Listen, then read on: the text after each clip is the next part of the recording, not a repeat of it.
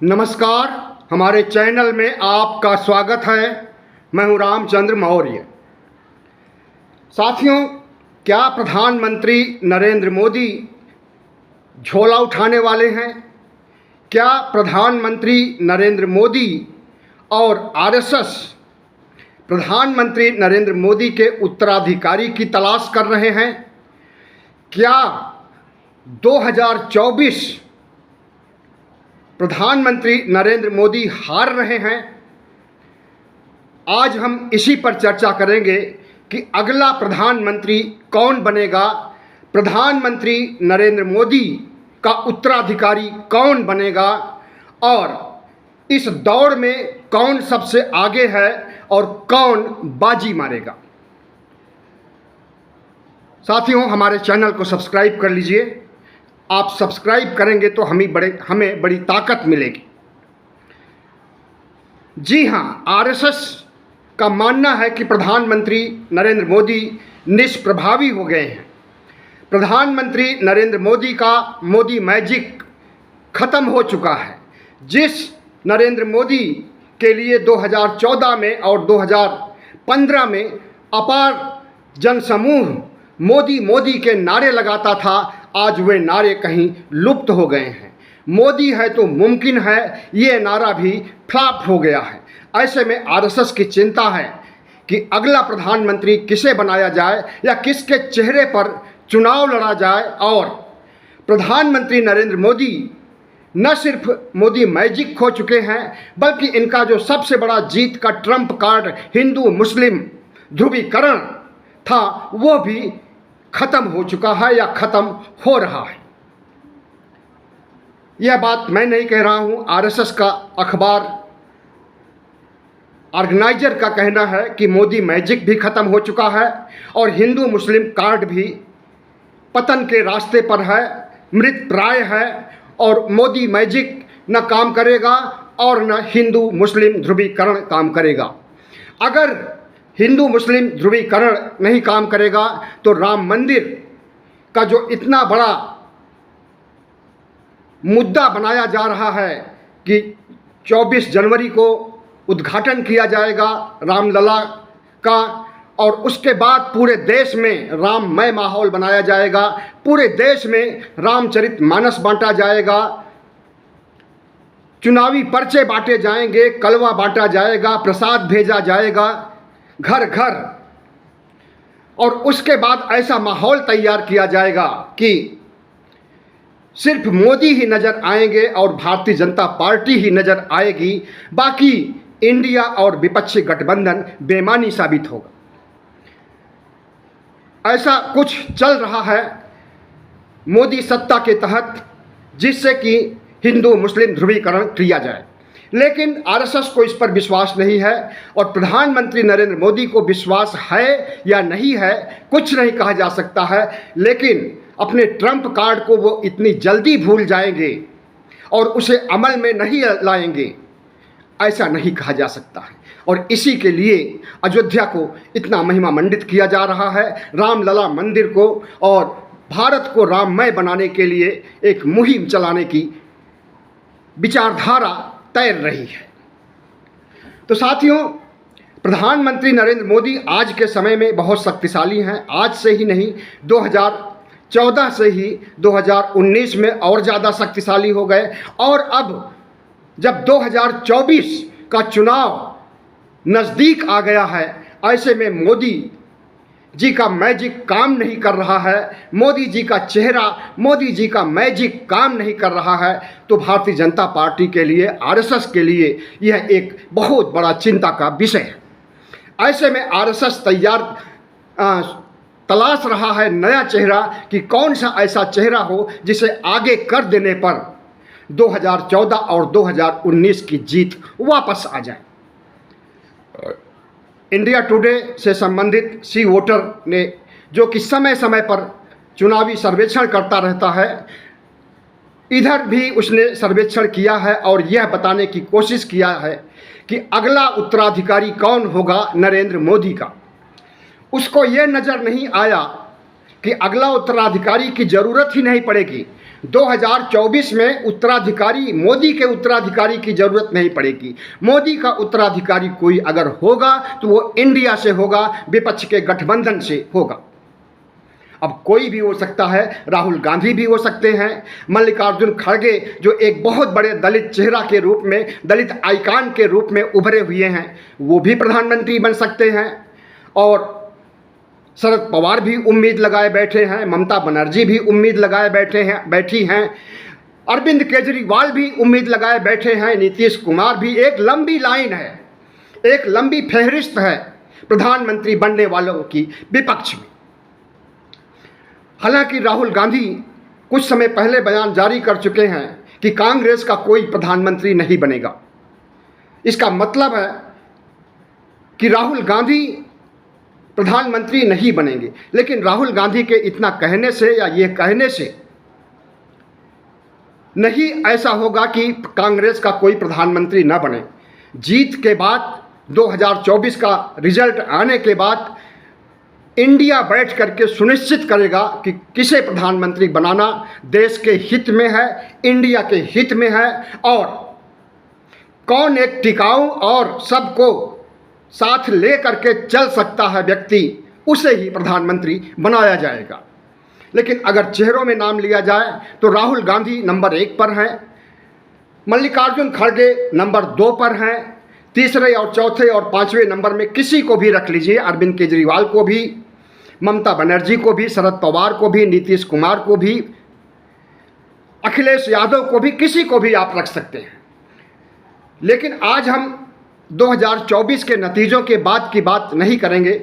आज हम बात करेंगे कि भारतीय जनता पार्टी में क्या चल रहा है और प्रधानमंत्री नरेंद्र मोदी का उत्तराधिकारी कौन होगा। अगर 2024 हारते हैं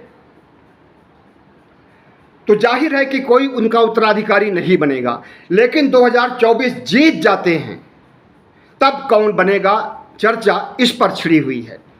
तो सी वोटर्स का कहना है कि प्रधानमंत्री नरेंद्र मोदी के बाद सबसे बड़ा नेता अमित शाह हैं, जो नरेंद्र मोदी की पहली पसंद है। अमित शाह को सर्वे में लोगों ने बताया, 26% लोगों ने अमित शाह के समर्थन में मत व्यक्त किया। और दूसरे कद्दावर नेता हैं जो कि उत्तर प्रदेश के 80 सीटों वाले उत्तर प्रदेश के नेता योगी आदित्यनाथ, हिंदू ब्रिगेड, हिंदू संगठन, शंकराचार्य से लेकर के छुटभइये साधु संत तक सब कोई चाहता है कि अगला प्रधानमंत्री योगी आदित्यनाथ बने और हिंदुत्व को जितना महिमा मंडित किया जा रहा है इससे कहीं ज़्यादा महिमा मंडित किया जाए। और अगर कोई हिंदू राष्ट्र बना सकता है तो योगी आदित्यनाथ ही हिंदू राष्ट्र बना सकते हैं भारत को। लेकिन सर्वे में जो खुल करके सामने आया है, अमित शाह को 26% लोगों ने कहा कि प्रधानमंत्री बन सकते हैं, योगी आदित्यनाथ को 26%, शाह को 29% लोग चाहते हैं कि अमित शाह अगले प्रधानमंत्री के रूप में आएं, और 26% लोग चाहते हैं योगी आदित्यनाथ जो कि हिंदुत्व के आइकॉन हैं, हिंदुत्व के सबसे बड़े चेहरा हैं और बुलडोजर बाबा भी इन्हें कहा जाता है, इनको पसंद करते हैं 26% लोग। नितिन गडकरी जो कि भारतीय जनता पार्टी के एक समय में अध्यक्ष रह चुके हैं और आरएसएस के सर्वप्रिय, आरएसएस के जाने माने नेता हैं और आजकल मिनिस्ट्री में, मोदी मिनिस्ट्री में सड़क मंत्री भी हैं, तो इनको 15% लोगों ने कहा कि नितिन गडकरी प्रधानमंत्री बन सकते हैं या इन्हें प्रधानमंत्री बनाया जाना चाहिए। अब सवाल उठता है कि जब नरेंद्र मोदी को 50 साल के लिए प्रधानमंत्री घोषित कर दिया गया है, किसी और ने नहीं घोषित किया है, जेपी नड्डा ने घोषित किया है बिहार में जाकर के कि प्रधानमंत्री नरेंद्र मोदी अगले 50 साल तक प्रधानमंत्री बने रहेंगे। और सिर्फ नड्डा ही नहीं बल्कि अमित शाह कहाँ पीछे रहने वाले हैं। इन्होंने भी एक रैली में कहा कि प्रधानमंत्री नरेंद्र मोदी अगले 50 साल तक प्रधानमंत्री बने रहेंगे, विपक्ष की कोई ज़रूरत नहीं है। नड्डा ने भी बिहार में कहा कि विपक्ष की कोई ज़रूरत नहीं है। तो ये दोनों कद्दावर नेता संविधान के खिलाफ बात कर रहे हैं। संविधान चुनाव के आधार पर होता है, चुनाव हर 5वें साल होता है, और बिना चुनाव किए अगले 50 साल तक कोई प्रधानमंत्री बना रहे तो ये तो चुनाव संहिता और संविधान के खिलाफ ही माना जाएगा। लेकिन इनके ऊपर कोई कार्रवाई नहीं होती है क्योंकि ये भारतीय जनता पार्टी के सबसे बड़े नेताओं में शुमार किए जाते हैं। तो साथियों, प्रधानमंत्री नरेंद्र मोदी 50 साल तक जीवित रहेंगे, 73 साल के हो गए हैं। इनकी कितनी उम्र होगी या तो कोई ज्योतिषी ही बता सकता है। हालांकि ज्योतिषी पर मैं विश्वास नहीं करता, लेकिन अमृतकाल चल रहा है। हो सकता है कि अमृत पी लिए हो प्रधानमंत्री नरेंद्र मोदी और किसी को न दिया हो, न विपक्ष को दिया हो, न मंत्रिमंडल के किसी भी मंत्री को दिया हो, न नितिन गडकरी को, न योगी को, न अमित शाह को। तो जो ये सर्वे हो रहा है, ये सर्वे तो फ्लॉप हो जाएगा। अगर प्रधानमंत्री नरेंद्र मोदी अमृतकाल का अमृत पी चुके होंगे तब तो वो 50 साल ही नहीं 100 साल और हमेशा जिंदगी रहेंगे। दुनिया खत्म हो जाएगी और प्रधानमंत्री नरेंद्र मोदी जिंदा रहेंगे, क्योंकि अमृत पिए हैं। अमृत पीने वाला कभी मरता नहीं है। हालांकि आज तक कभी देखने में नहीं आया कि किसी ने अमृत पिया हो और वो अक्षर हो गया हो, वो शाश्वत हो गया हो, वह ब्रह्मांड की तरह शाश्वत हो गया हो कि हमेशा वो उसकी मौत ही न आए। तो जाहिर है कि अमृत शब्द ही एक छद्म छलावा है, अमृत कुछ होता ही नहीं है। लेकिन अमृत को इतना महिमा मंडित किया गया है कि समुद्र मंथन में अमृत मिला, उसका बंटवारा हुआ, देवताओं ने अमृत पी लिया, वो अमर हैं। सूरज ने, चांद ने और भी जितने देवता हैं उन्होंने अमृत पी लिया, सबके सब अमर हैं। अब इंद्र कहाँ हैं? चंद्रमा और सूरज तो दिखाई देते हैं, इंद्र कहाँ हैं? बाकी देवता कहाँ हैं? यमराज कहाँ हैं, जिन लोगों ने कि अमृत पिया था? और अगर राहु केतु ने छद्म रूप से अमृत पीने की कोशिश किया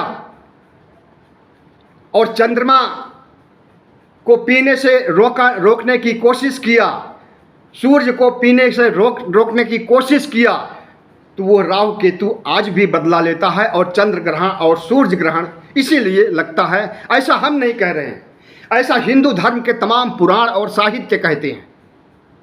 लेकिन चंद्रयान 3 चंद्रमा पर गया, न वहाँ पर शिव मिले, न वहाँ कोई देवी देवता मिला। कहा जाता है कि शिव के मस्तक पर चंद्रमा विराजमान है। चंद्रयान 3 का रोवर, उसके जो उपकरण हैं, वो तमाम तस्वीरों की तलाश कर रहा है और भेज रहा है, लेकिन शिव का कहीं अता पता नहीं है। अगर शिव के मत्थे पर चंद्रमा होती तो जरूर शिव की फोटो आती, लेकिन नहीं आ रहा है। तो जाहिर है कि हिंदू धर्म से संबंधित जितने अंधविश्वास और पाखंड हैं, चंद्रयान 3 ने चंद्रमा से संबंधित सारे पाखंड और अंधविश्वास को खत्म कर दिया है। बहरहाल इस पर हम एक अलग वीडियो बनाएंगे। आज हम चर्चा करेंगे कि अगला प्रधानमंत्री कौन हो सकता है। तो नितिन गडकरी आरएसएस की पसंद हैं, मंत्री हैं, और उनके कद को कम करने के लिए या उनकी लोकप्रियता को पाताल में भेजने के लिए प्रधानमंत्री नरेंद्र मोदी ने इधर सड़क मंत्रालय का एक सीएजी से रिपोर्ट छपवाया है, जिसके आधार पर कहा जाता है कि बहुत बड़े भ्रष्टाचारी हैं नितिन गडकरी। उनकी छवि को धूमिल करने का, अपनी ही पार्टी के नेता की छवि धूमिल करने का जो प्रयास किया है, उसकी चौतरफा आलोचना हो रही है भारतीय जनता पार्टी में भी, भारतीय जनता पार्टी से बाहर भी। खास करके आरएसएस के अंदर चहल पहल मची हुई है कि नितिन गडकरी के खिलाफ ऐसा नरेंद्र मोदी ने क्यों किया। तो नरेंद्र मोदी नितिन गडकरी का चरित्र हनन करना चाहते हैं, तो इसका मतलब हुआ कि नरेंद्र मोदी नहीं चाहते हैं कि अगला प्रधानमंत्री नितिन गडकरी बने। और जहां तक योगी की बात है, तो आज से नहीं, कई महीनों पहले से, या ये कहें कि 1-2 साल से योगी आदित्यनाथ और अमित शाह के बीच रस्साकसी चल रही है। जोर आजमाइश हो रही है कि अगला प्रधानमंत्री कौन होगा, क्योंकि नरेंद्र मोदी की पहली पसंद अमित शाह है। अमित शाह गुजरात से आते हैं और अमित शाह नरेंद्र मोदी का दाहिना हाथ माने जाते हैं और अमित शाह का सारा निर्णय जो कुछ भी वो लेते हैं, सीबीआई, ईडी, आईटी से लेकर के जो भी निर्णय लेते हैं, सब अमित शाह के द्वारा कार्यान्वित किया जाता है।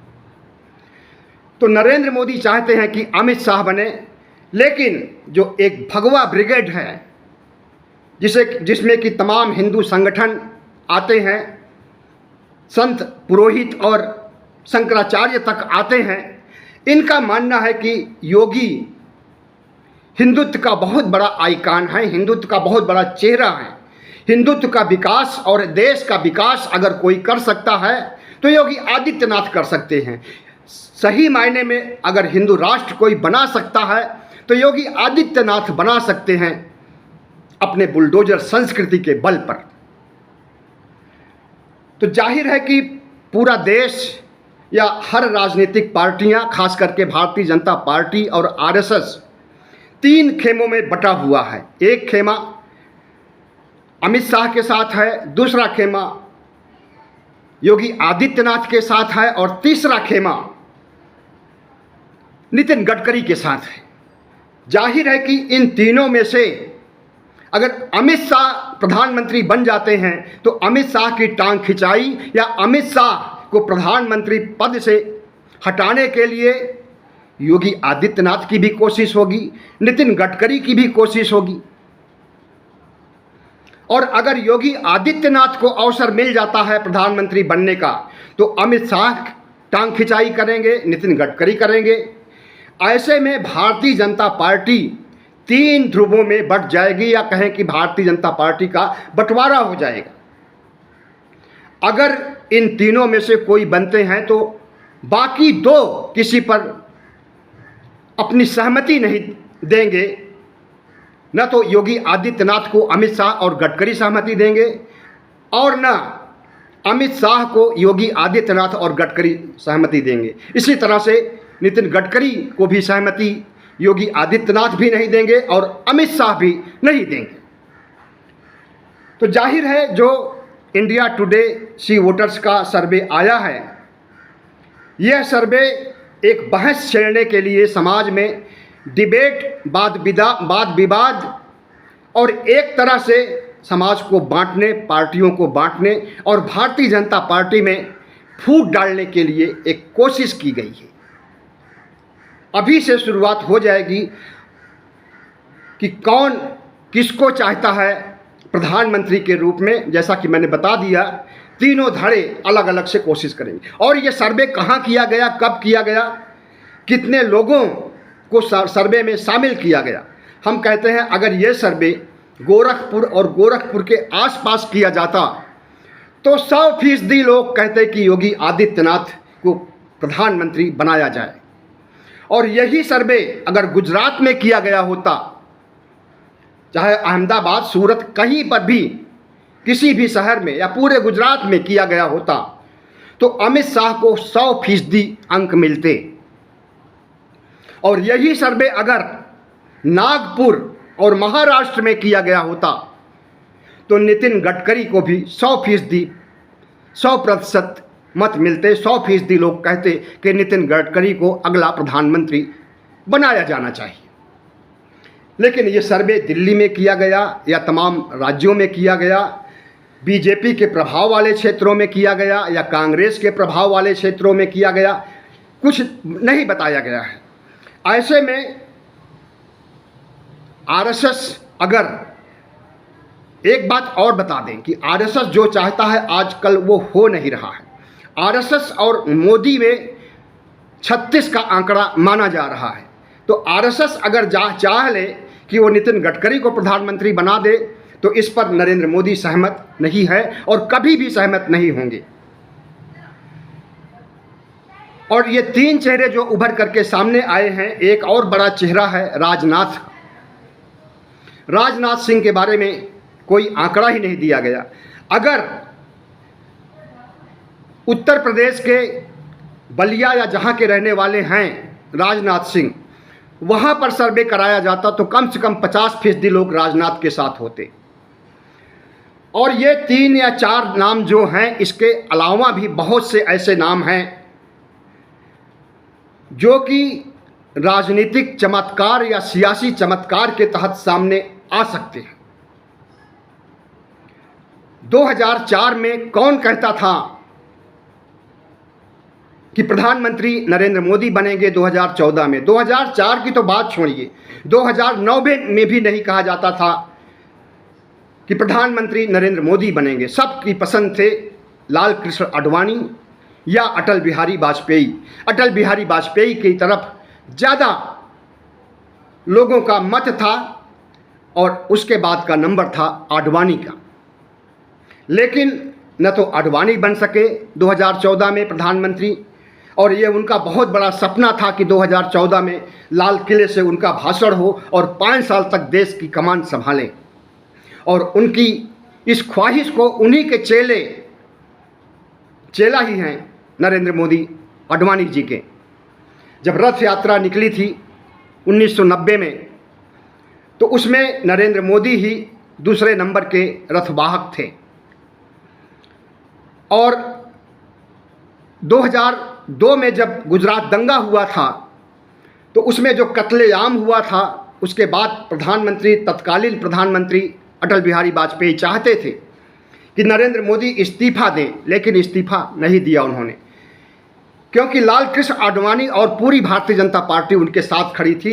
अटल बिहारी वाजपेयी अकेले पड़ गए थे। अटल बिहारी वाजपेयी एक तरफ, दूसरी तरफ लाल कृष्ण आडवाणी और जोशी और तमाम भारतीय जनता पार्टी के नेता थे। इसलिए प्रधानमंत्री नरेंद्र मोदी से 2002 में मुख्यमंत्री पद से इस्तीफा नहीं लिया जा सका।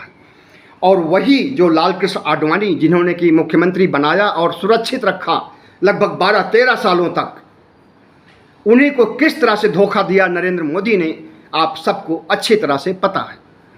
तो आज जब बहस छिड़ी है कि नरेंद्र मोदी के बाद कौन बनेगा प्रधानमंत्री, तो इसे थोड़ा से इतिहास में भी तलाशना चाहिए। पंडित जवाहरलाल नेहरू 17 बार लाल किले से भाषण दिए हैं, राष्ट्र को संबोधित किए हैं। उनके बाद लाल बहादुर शास्त्री आए हैं, प्रधानमंत्री बने हैं। कांग्रेस के प्रमुख नेताओं में उस समय थे, नेहरू जी के मंत्रिमंडल में थे, और उन्होंने 2 साल तक झंडा फहराया लाल किले पर, यानी 2 साल तक वो प्रधानमंत्री रहे। उसके बाद उनका आकस्मिक निधन हो जाता है रूस में, ताशकंद में, और वे प्रधानमंत्री नहीं रह जाते हैं। फिर इंदिरा गांधी आ जाती हैं। आपको पता ही है कि इंदिरा गांधी को एक डिक्टेटरशिप के रूप में, तानाशाह के रूप में भी जाना गया था। खुद अटल बिहारी वाजपेयी ने उनकी सराहना करते हुए 1971 में कहा था कि इंदिरा गांधी दुर्गा हैं। दुर्गा से उनकी तुलना किया था, क्योंकि उन्होंने बांग्लादेश को आज़ाद कराया था, पाकिस्तान को खंड खंड किया था। इसलिए अटल बिहारी वाजपेयी ने उनकी सराहना किया था। लेकिन डिक्टेटरशिप थी, इमरजेंसी लाने का भी श्रेय जाता है।